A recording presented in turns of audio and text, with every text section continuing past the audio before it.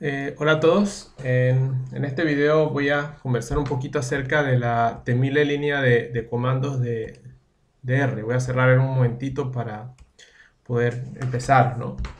Entonces, la línea de comandos, como su nombre le indica, vamos a abrir R para que lo vean un momentito cómo se ve. Ok, esta es la temible consola de R. Aquí vemos que al inicio hay una descripción de las características de R que no nos interesa. Presionamos Control L y todo eso desaparece, ¿no? Y solamente vemos el cursor en la línea de comandos, ¿no? Eh, Hay varias cosas que en realidad solamente podemos decir que hay solamente 5 cosas que se pueden hacer en la línea de comandos de R. Y esas 5 cosas van a ser lo que son los comentarios. Voy a hablar un poquito acerca del subtítulo aquí, que tengo aquí puesto. El llamado a objetos, la asignación de objetos, la ayuda y los bloques, ¿no? Voy a hablar poco a poco de cada una de estas cosas, ¿no? Para que no haya confusión y sea una cosa que sea bastante agradable seguir. Cuando yo vi la consola de R, yo por primera vez yo quería salir huyendo porque es una cosa toda extraña, fantasmagoria que no entendía, pero más o menos la entiendo ahora un poquito mejor y no es tan temible como en realidad a primera vista parece, ¿no? La primera cosa que vamos a ver en la consola de R son los comentarios, ¿no?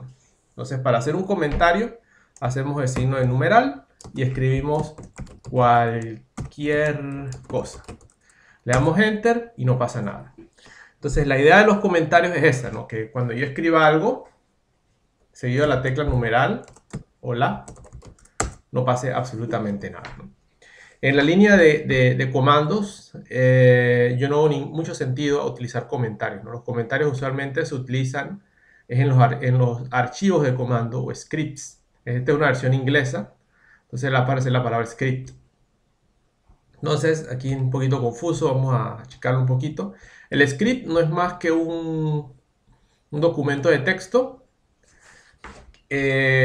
Movimos para ejecutarla, vamos a ver otro comentario, otro comentario, vemos otro comentario aquí. Cuando vemos este otro comentario damos Enter y entonces no pasa nada, ¿no? Porque esa es la idea de los comentarios, ¿no? Que en línea de comando no tiene mucho sentido. Sin embargo, cuando vamos a escribir un archivo de comandos, entonces vamos a escribir un comentario acá.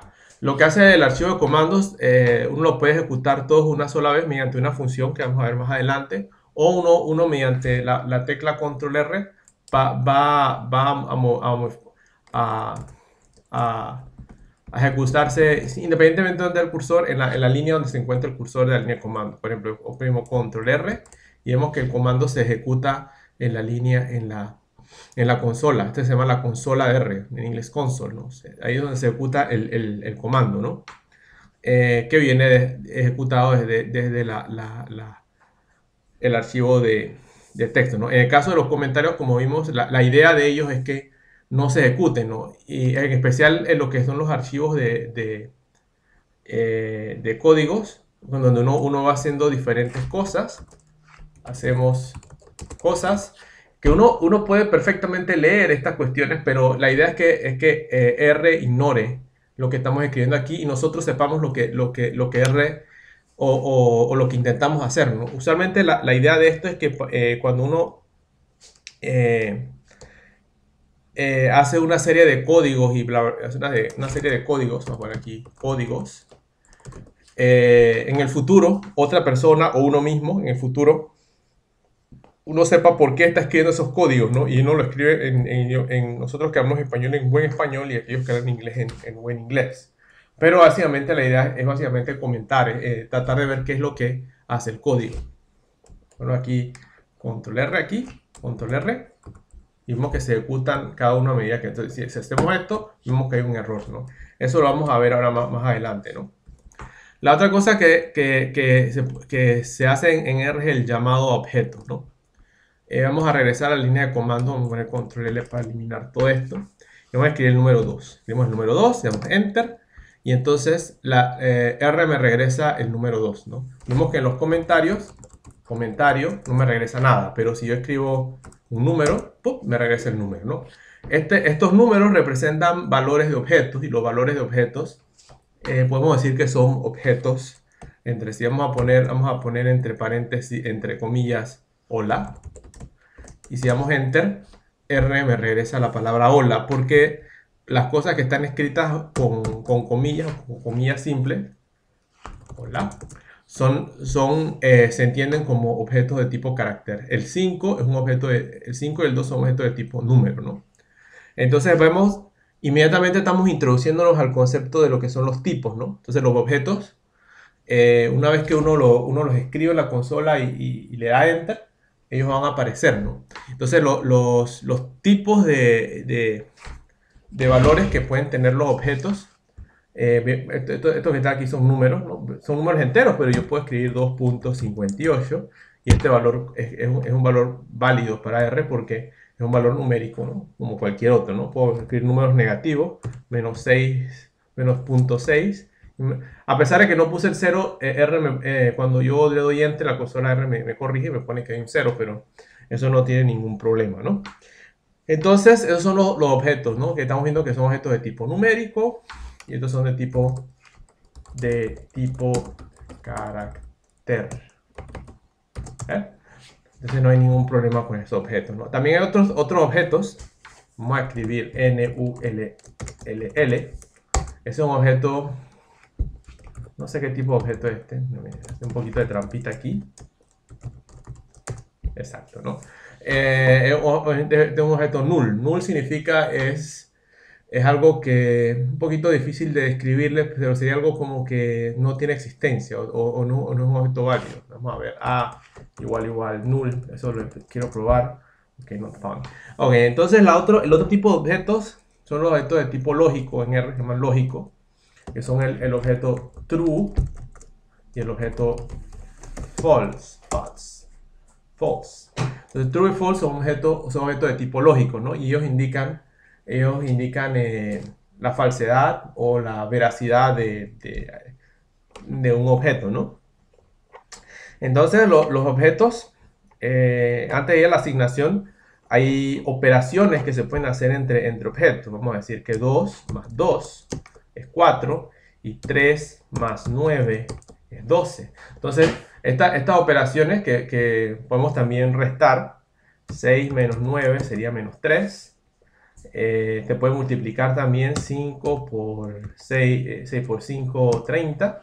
Entonces se pueden multiplicar, ¿no? El signo de multiplicación es esta estrellita, suma, resta, y la división sería básicamente el signo de división, ¿no? 7 entre 5 es 1.4, ¿no? Básicamente esas son las operaciones aritméticas, ¿no? También existen unas operaciones de tipo lógico, que las operaciones de tipo lógico dan un resultado de tipo lógico, como decir, ¿no? Como son estos objetos que están acá arriba. Vamos a decir 3 es menor que 6. Vemos que eso es cierto, o sea, si le damos enter, entonces vamos a tener un objeto lógico true, que diría que es cierto, ¿no? Otro ejemplo sería 5 es menor que 4, o sea que es falsa, false. Vemos que tiene una respuesta false cuando ejecutamos evaluamos esta expresión. Son expresiones, ¿no? Son expresiones aritméticas, estas son expresiones lógicas, ¿no? Entonces, aparte del operador, también podemos, por ejemplo, 3 es igual, dos veces igual a 3. Para probar si una igualdad, usamos este símbolo que es doble igual, ¿no? 3 igual a 3 creo que da un error, por supuesto. Los errores son cosas que están... esto es totalmente absurdo, ¿no? Esto no tiene sentido en R, ¿no? Para decir 3 no es igual a, eso es cierto. Vemos que decimos este signo de admiración. Cuando hay dos signos iguales es para demostrar igualdad, y cuando hay un signo de admiración seguido por un signo igual, vamos a demostrar que no es para ver lo que es desigualdad. Pues no, decimos que 3 no es igual a 3, eso es falso, ¿no? Vamos a ver otro operador que es el operador AND. Vamos a ver lo siguiente, vamos a poner T. Si escribo T solito me va a salir true, si escribo F solito me va a salir false, ¿no? Falso, ¿no? Entonces vamos a decir T y T, o sea, significa cierto y cierto. Vamos a decir que eso va a ser cierto, ¿no? Pero si decimos cierto y falso, va a salir que eso es falso. Si decimos falso y falso, también es falso, ¿no? Pero si ponemos cierto o, es la rayita, la raya vertical, o falso, vamos a decir que eso es cierto, ¿no? Porque básicamente cuando hay un OR, o sea, el O, hasta aquí, si una de las dos opciones es cierta, entonces el resultado es cierto. Y cuando es un operador y, cuando una de estas dos opciones, las dos opciones tienen que ser ciertas para que el resultado sea cierto. Pues entonces esos son los tres tipos fundamentales de objetos, que son los objetos de tipo numérico, son números. Tenemos el tipo carácter y tenemos el tipo, vamos a ponerle tilde en español, ¿no? Que esto usualmente es en inglés, y el tipo lógico. ¿Ya? Que solamente puede ser cierto, o true, o puede ser falso. Se escribe en mayúscula cerrada o se escribe con letras T y F. ¿Ok? O mediante una evaluación que me dé uno de esos tipos de objetos, ¿no? Entonces vamos a ver, antes de ir a la otra parte, a la otra partecita que es la asignación, vamos a hacer un pequeño recorderis de álgebra. Vamos a tener, vamos a ver si ampliamos esto un poquito más, vamos a ver así. Vamos a tener la expresión A más B. Okay. A más B, si recordamos el álgebra, es una expresión que no se puede simplificar, simplemente es A más B. De ahí no se puede hacer más nada, ¿no? Es lo mismo que diríamos de E dividido entre 5 por F, o F más E más 2 por D. Ninguna de estas expresiones se puede simplificar, ¿no? El problema está en que lo que se hace básicamente para resolver este tipo de cosas es que se asigna, vamos a quedarnos solamente con A más B, se asigna un valor A y otra B. ¿Ya? Si hacemos eso, entonces ya podemos resolver eso. ¿Qué quiere decir esto? Que yo arbitrariamente puedo decir que A vale 3 y que B vale 8. Entonces yo sé que A más B entonces va a ser igual a 11, ¿verdad? Porque es la suma de 3 más 8, ¿no? En R se hace lo mismo, pero para hacer eso se requiere un signo de asignación, ¿no? En R existen tres signos de asignación, que son el signo de menor que seguido por una rayita, el signo de una rayita seguida por mayor que, y el signo de igual, ¿no? Para asignarle un valor el valor de 3, por ejemplo aquí, se puede escribir así, pero usualmente lo más correcto es que se escriba A menor rayita 3. Y B, de la misma manera, se escribe así. Entonces vamos a hacer esto en la línea de código para que lo vean más claro. Eliminamos todo lo que tenemos en la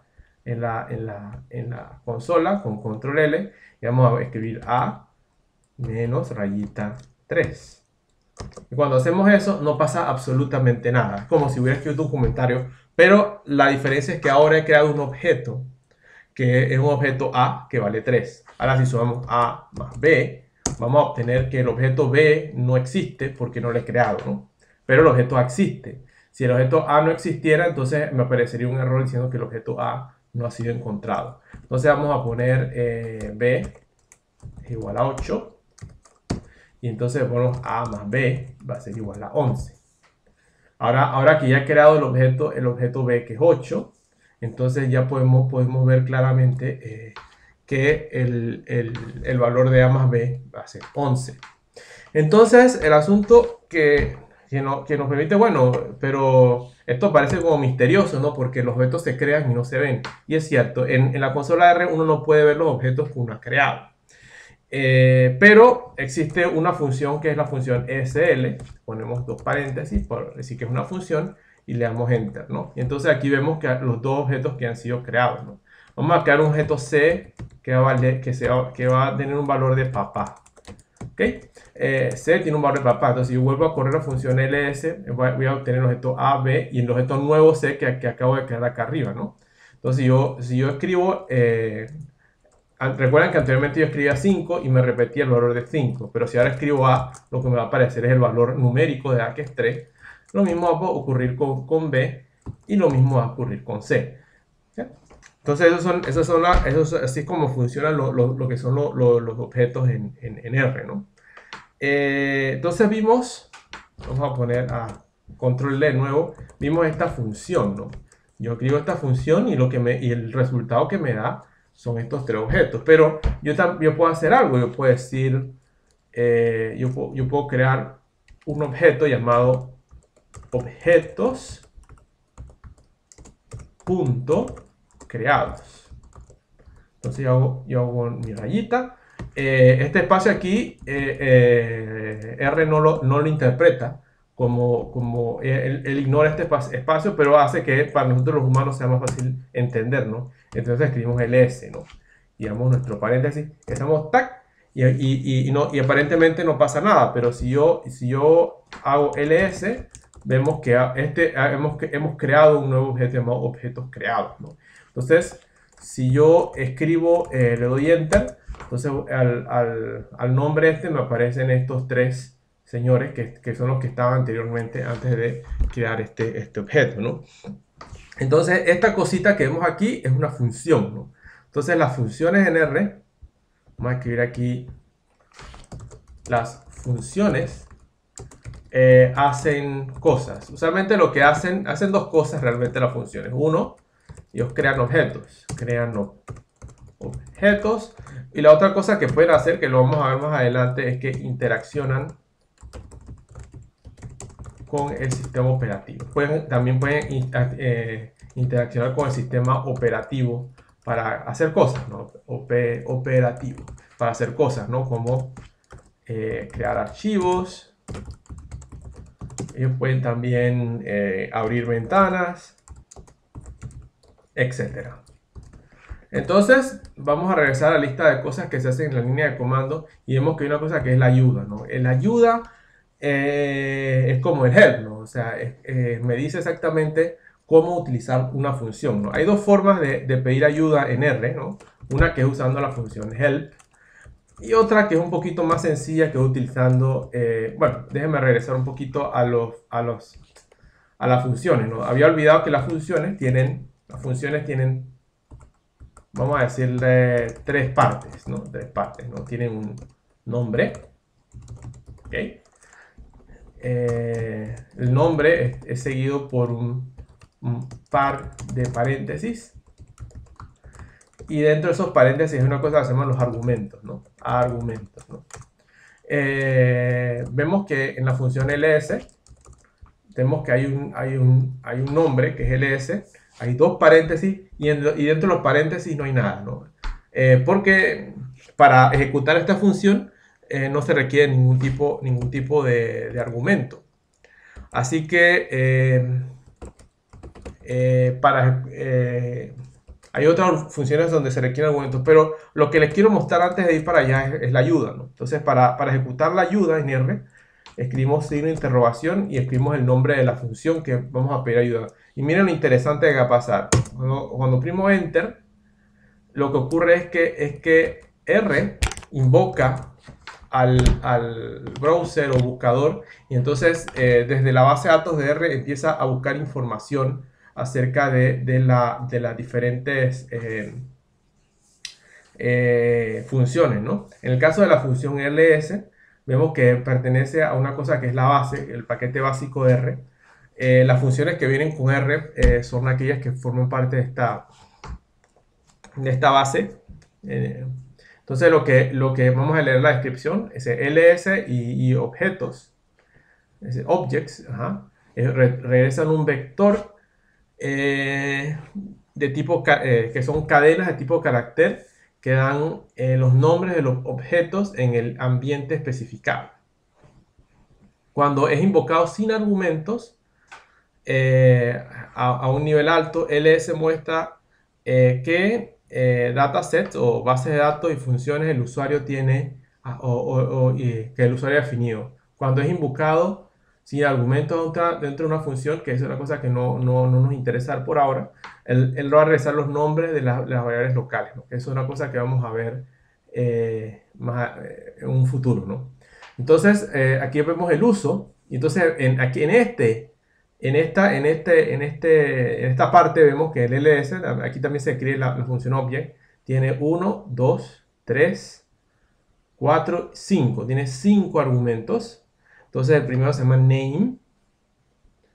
El segundo se llama post. El tercero se llama environment. El environment, as environment post. All name, igual false y pattern, ¿no? Entonces pattern, pattern y name son cuestiones que no son obligatorias y los otros tienen diferentes cuestiones. Entonces, aquí abajo vemos la descripción de cada uno de los argumentos de esta función ls y de la función objects. Está en inglés lamentablemente, pero básicamente es la forma correcta de pedir ayuda, es utilizando, para que sepan, el signo de interrogación seguido por el nombre de la función, ¿no? Otra función que me gustaría que conocieran, sin interrogación, es la función sum.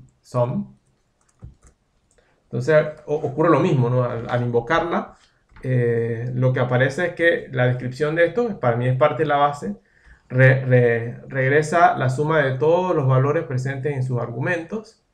Entonces tiene dos parámetros, uno que es punto y el otro que es na.rm igual false. Entonces, los dos argumentos, es un vector tipo numérico, complejo o un vector lógico. Vamos a ver más adelante lo que es un vector. Y el segundo argumento es un argumento lógico. En este caso es falso.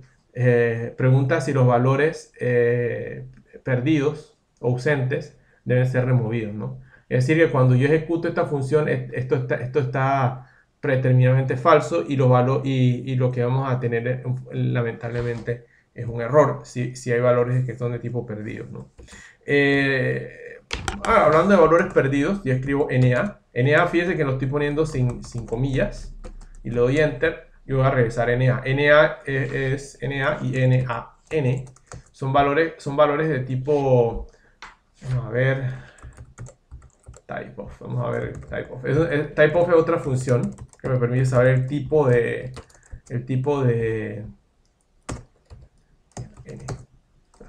me equivoqué.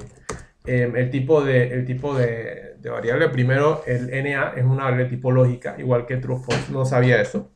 Y la otra es que el NaN es una variable tipo double. Double es una forma especial de variable numérica, ¿no? O sea que si escribo is numeric NaN, debe regresarme cierto, ¿verdad?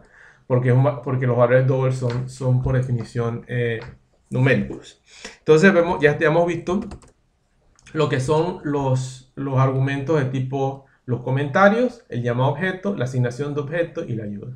Los bloques son una cosa un poquito especial que quizás discuta en una próxima ocasión, pero básicamente estos 4 señores que ven aquí son los que ustedes más van a ver utilizándose en su práctica cuando van a hacer sus estudios, ¿no? Los bloques también pueden ser utilizados, pero eso lo discutiré en un próximo video. Pero básicamente con estos 4 ya hemos cubierto casi el 80 o el 90%, bueno, no estoy exagerando, quizás el 85, entre 70 y 85% de todas las actividades que ocurren cuando utilizamos la consola DR. Ok, me despido, me llamo Headley y espero que nos veamos en una próxima ocasión, ahora que tengo mi juguete que es el Cam Studio. Ok, chao.